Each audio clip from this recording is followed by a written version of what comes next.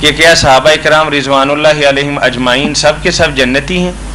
وضاحت فرما دیں بھئی آپ یہی حسن ظن رکھیں اور دعا بھی کریں کہ اللہ سب کو جنت میں لے جائے، مگر دیکھیں نا ہم شریعت کی حدود کے پابند ہیں. سارے علماء جنہیں اللہ نے عقل اور بصیرت دی وہ جانتے ہیں کہ یہ غیب سے تعلق رکھنے والی بات ہے کہ کون جنت میں جائے گا کون دوزخ میں جائے گا. اس لیے کافروں کے بارے میں ہم اصولی بات کہہ سکتے ہیں کہ کافر دوزخ میں جائیں گے، مگر یہ کافر جائے گا یا نہیں، اللہ کو پتہ، سوائے ان چند کافروں کے جن کا ذکر اللہ رسول نے کر دیا، فرعون ہے، حامان، باقی کافروں کو بھی نہیں ہم کہہ سکتے. مسئلہ بیان کریں کافر دوزخ، مگر متعین طور پر کون سا کافر جائے گا اللہ کو پتہ، اس کے حالات کے اندر سے وہ شاید مسلمان ہی.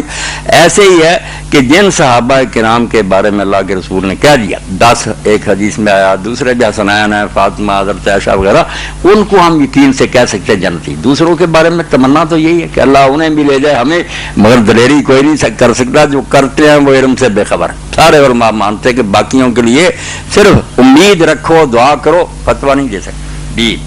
جزاکم اللہ خیرا. آپ ان جھگڑوں میں نہ پڑیں، جو گزر گئے ان کے لیے بھی جنت مانگیں، اپنے لیے بھی مانگیں، رحمت کی امید رکھیں، مگر دلیری نہ کیا کریں کہ فلاں جنت میں جائے گا یہ فلاں دوزخ میں.